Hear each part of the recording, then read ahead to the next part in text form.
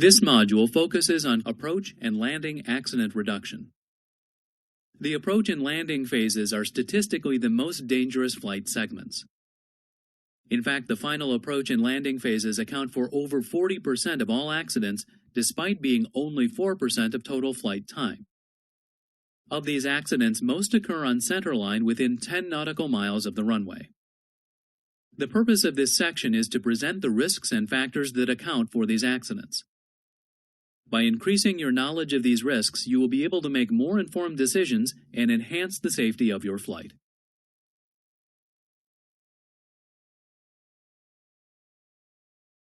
In today's multi-crew, highly automated flight deck, effective crew coordination and crew resource management are critical to the success of the flight. Your company uses CRM as a building block for their standard operating procedures, or SOPs. These procedures are the backbone of a safe operation.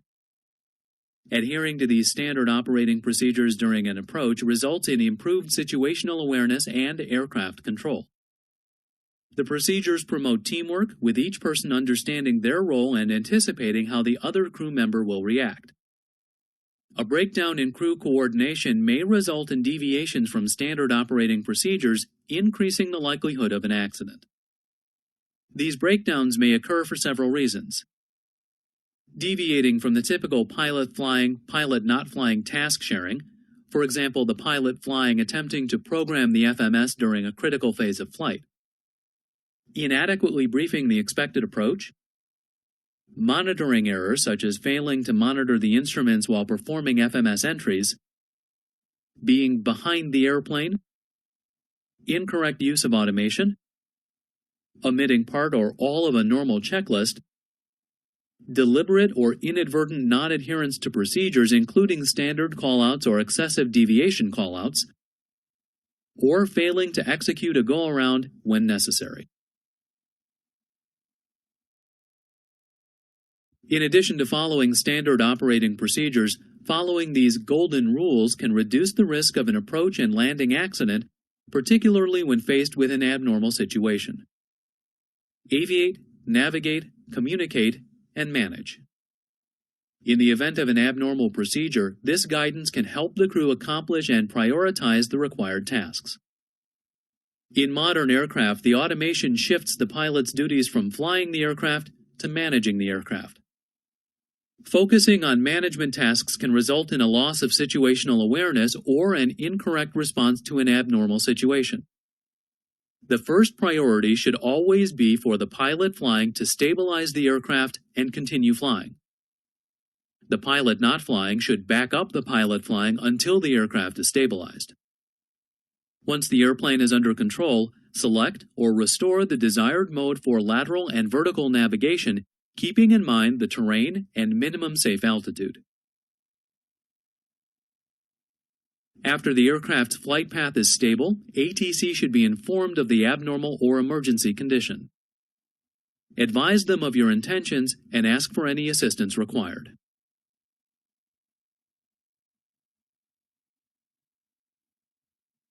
The next priority is to manage the aircraft's systems and conduct the appropriate abnormal or emergency procedure. Take the time to understand the condition or situation before acting. Incorrect decisions are frequently the result of an incorrect identification of the problem. Take the time to assess the situation by requesting radar vectors or a holding pattern. Use all of your available resources to evaluate all of the available options. Once a decision is made on how to proceed, manage your workload by dividing the pilot flying and pilot not flying tasks and use the automation to alleviate workload. The Autoflight System can be a valuable tool in reducing workload and increasing the amount of time available to respond to an abnormal situation. The autopilot should be used during descent and approach, particularly when operating in marginal weather or at an unfamiliar airport. During a go-around or missed approach, the Autoflight System can be a valuable aid, especially when the missed approach procedure is included in the FMS flight plan. Use the following 3 steps to ensure the Autoflight System is used safely and efficiently.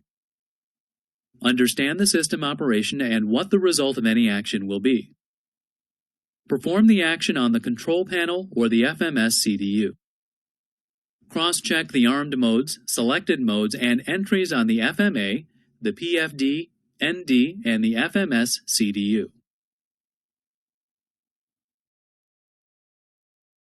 If the aircraft does not follow the desired or planned flight path, disconnect the autopilot and hand fly the aircraft. Do not try to reprogram any of the automation until the aircraft is under control.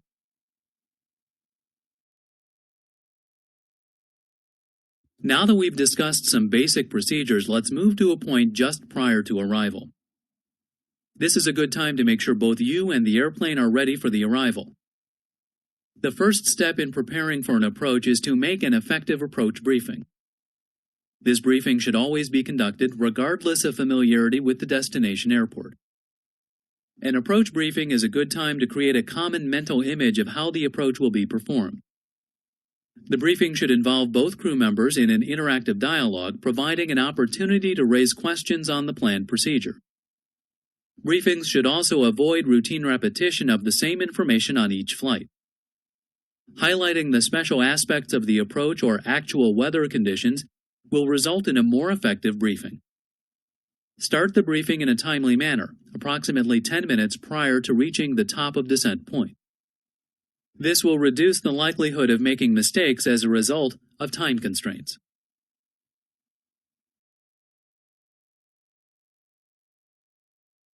Let's look at an example of an approach briefing and discuss what items should be included.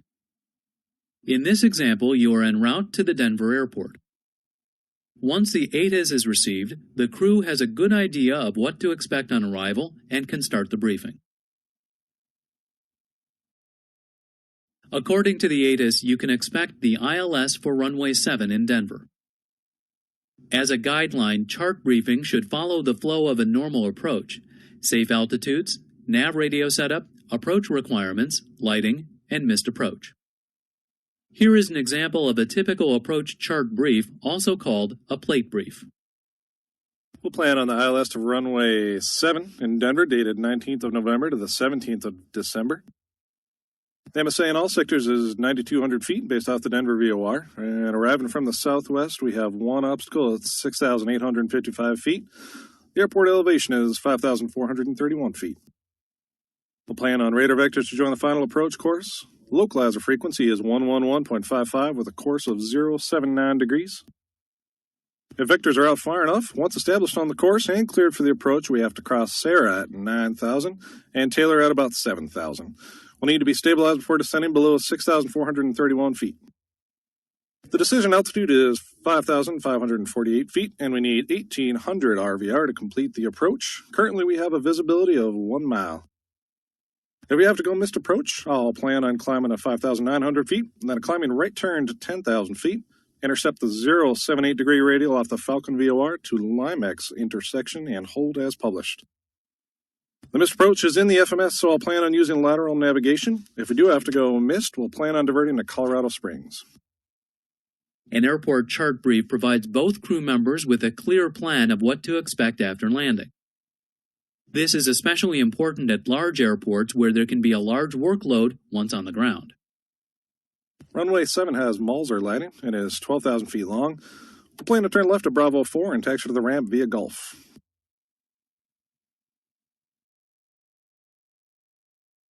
Remember, this is just a sample of items to include in your approach briefing. Each briefing should be customized to be relevant to the unique aspects of the approach and surrounding terrain.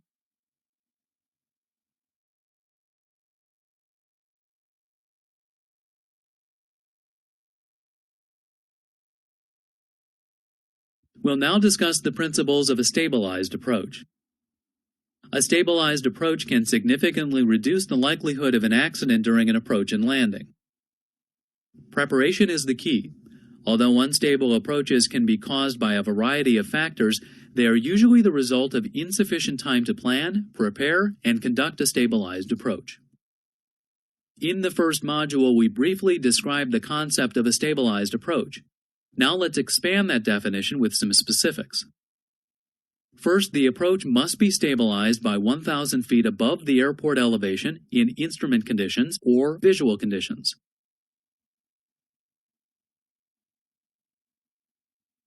The aircraft is considered stable when the following criteria are met. The aircraft is on the correct flight path, and only small changes in heading and pitch are required to maintain the flight path.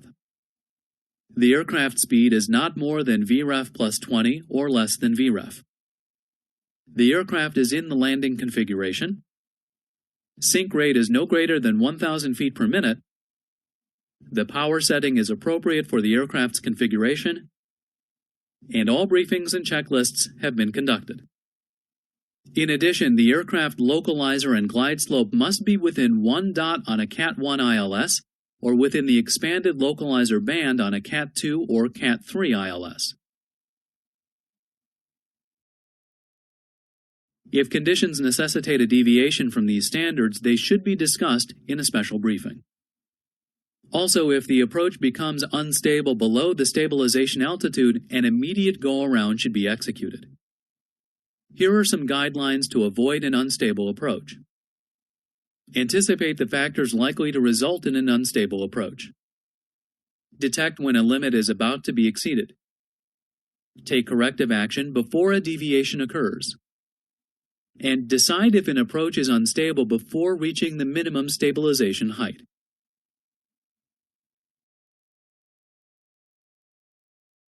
An unstable approach is often caused by mismanagement of the aircraft's energy condition. An incorrect energy condition may result in an accident due to loss of control, landing before reaching the runway, a hard landing, a tail strike, or a runway overrun. It's common in high-density airports to receive an ATC clearance to maintain a high airspeed to the outer marker. So how long does it take to decelerate from the assigned speed to your approach speed?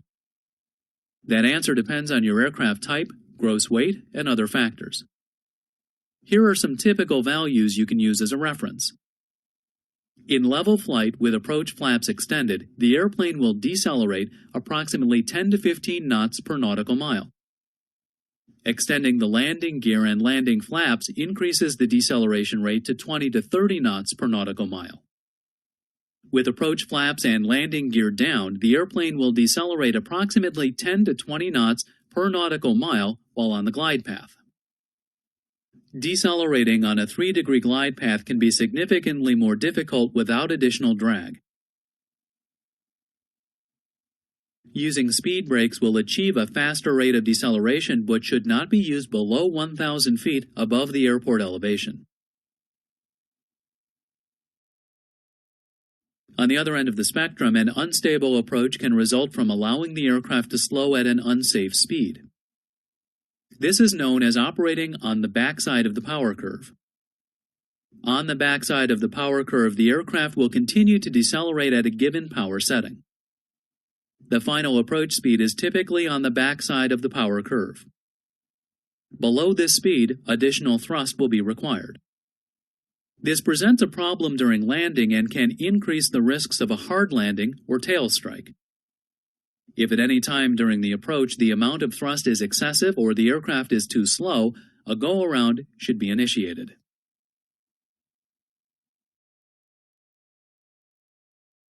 Non-precision approaches present a particular challenge when it comes to stabilized approaches and CFIT risk. Non-precision approaches lack a vertical guidance component and are rarely encountered. As pilots may be less familiar with these approaches, there are some techniques to reduce the likelihood of an accident. One technique is to fly a constant angle descent.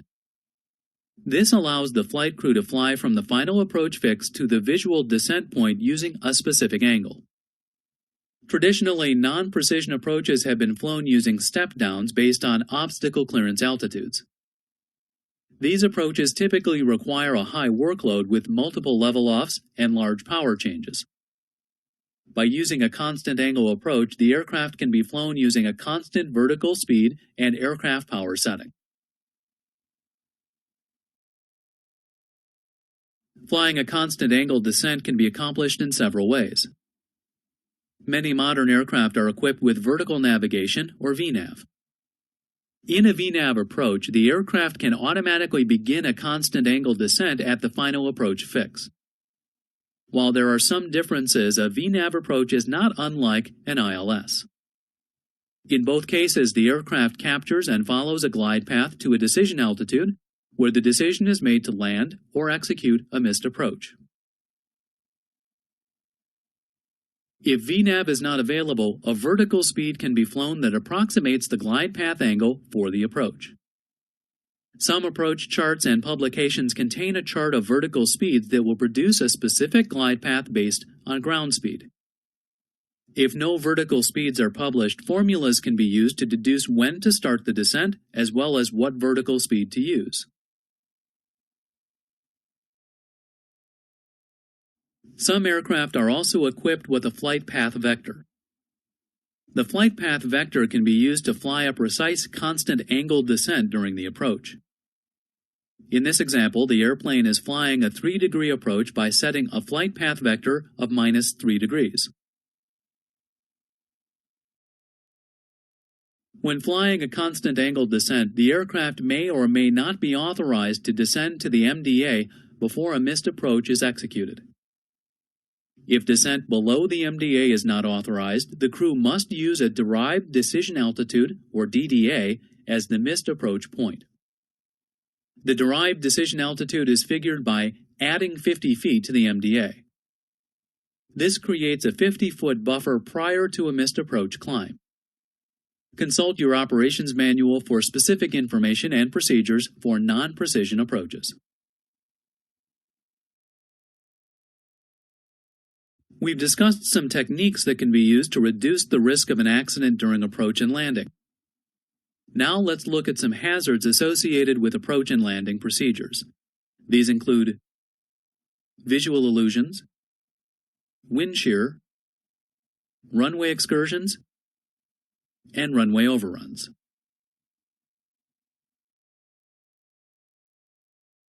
Visual illusions are the result of an absence or alteration of the visual reference. Illusions can modify the pilot's perception of their position relative to the runway threshold. The lack of position reference may lead the flight crew to make incorrect flight control inputs. These illusions are most prevalent when transitioning from IMC to VMC. A black hole effect can occur during a night approach to an airport surrounded by unlit terrain or water. This effect can be exacerbated by a lack of visual approach guidance, horizon reference, moonlight, or other peripheral cues. This illusion causes a false perception of being too high on the approach, causing the flying pilot to pitch down to compensate. Runways that are wide, short, or feature a downhill slope may result in the perception of being too low on the approach. The opposite is also true. On a narrow or long runway or a runway with an uphill slope, the crew may perceive their path as being too high. Approach and runway lighting can also play a factor in depth perception. Bright lights tend to create the illusion that the runway is closer than it really is. Low-intensity lights create the impression of being farther away from the runway. Visual illusions can be created by certain weather conditions. Flying in light rain, fog, or haze tends to create the illusion of being too high. This results in the pilot pushing the airplane down and possibly landing short of the runway. Entering a layer of shallow fog creates the perception of pitching up. This may also cause the pilot to pitch down, increasing the risk of landing short of the runway. When preparing for an approach, be aware of the conditions that may cause visual illusions. Maintain an instrument scan until touchdown. Use an ILS approach whenever available. Use a VASI or PAPI down to the runway threshold. Use other tools such as DME or an extended runway centerline from the FMS to confirm your position relative to the runway.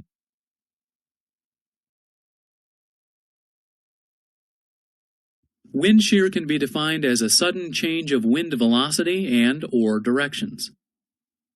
Wind shear poses a direct risk to the safety of flight, particularly during the slow speed and low altitude conditions of an approach. There are two types of wind shear. Vertical wind shear is a sudden change in wind speed or direction during a climb or descent. Horizontal wind shear is a horizontal change in the wind component, for example, a decreasing headwind affecting the aircraft on approach. The safest and best wind shear strategy is avoidance.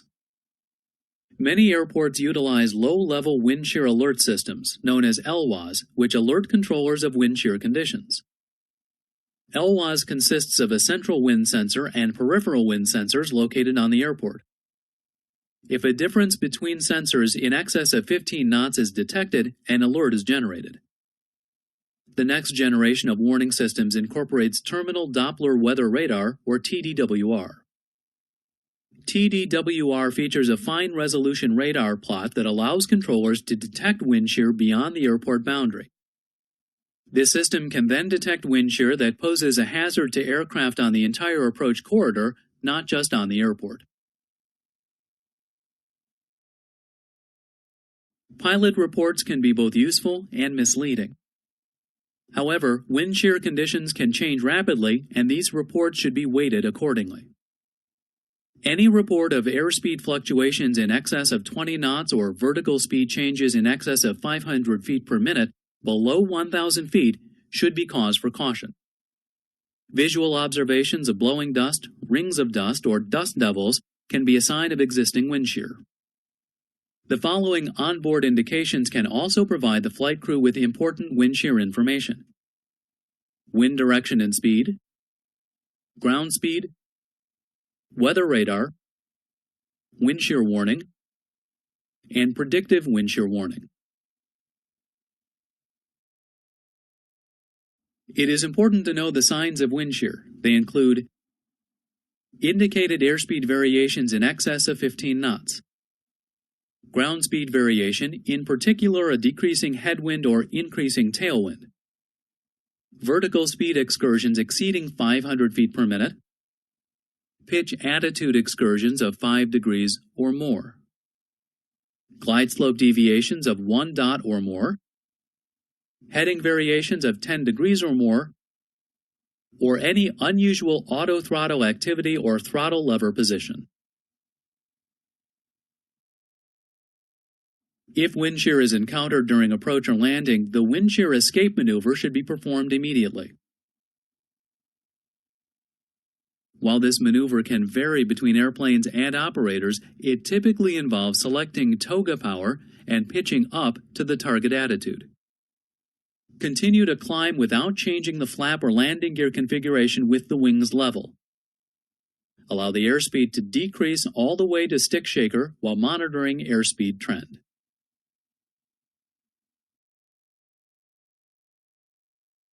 A runway excursion is an incident when an aircraft unintentionally veers off the runway during a landing roll or taxi. Weather and pilot error are two common factors contributing to runway excursions.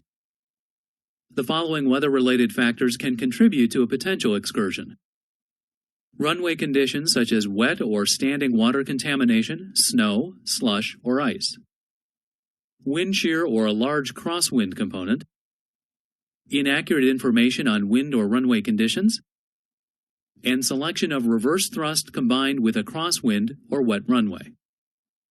On aircraft with aft-mounted engines, controllability issues may be further aggravated by adding reverse thrust. Selecting reverse thrust reduces the airflow over the aircraft's vertical stabilizer, reducing its effectiveness. Runway excursions may also be the result of flight crew technique and decision-making skills.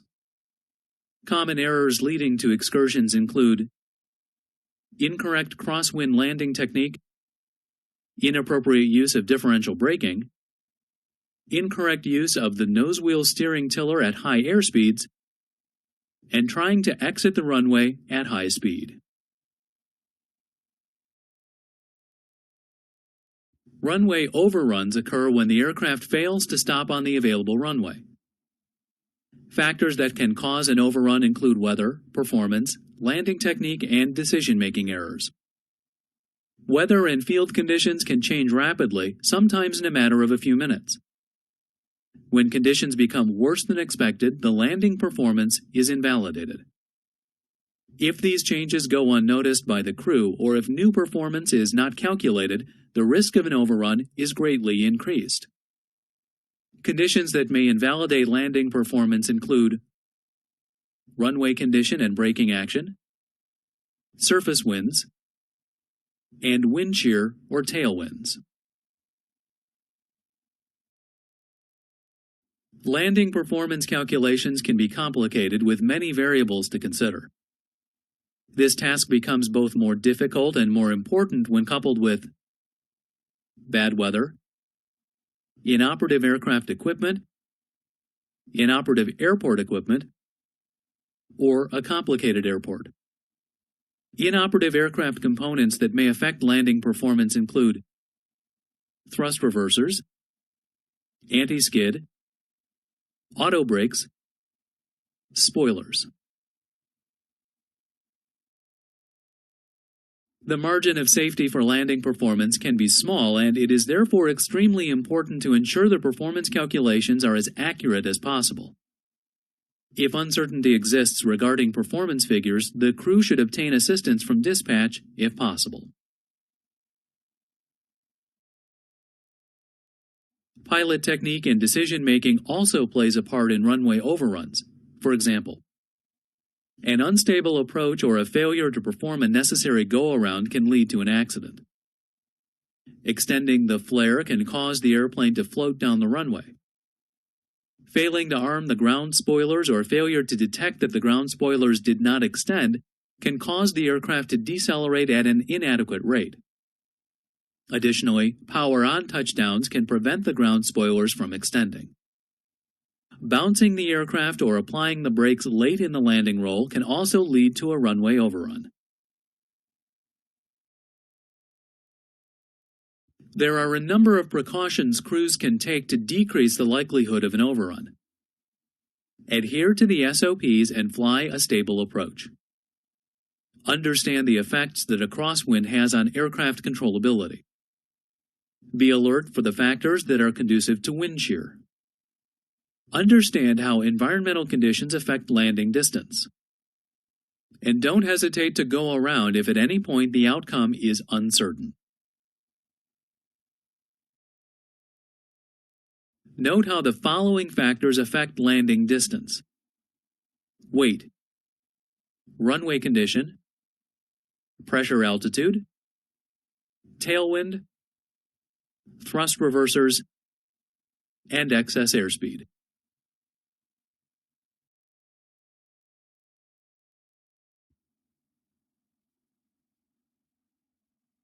That is incorrect.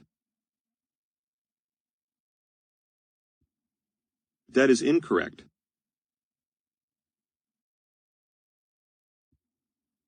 That is correct.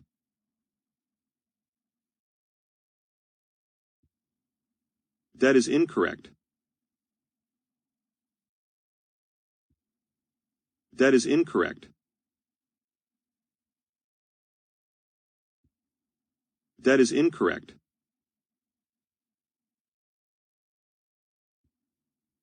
That is incorrect.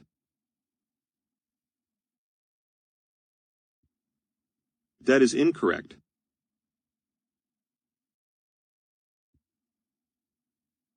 That is incorrect.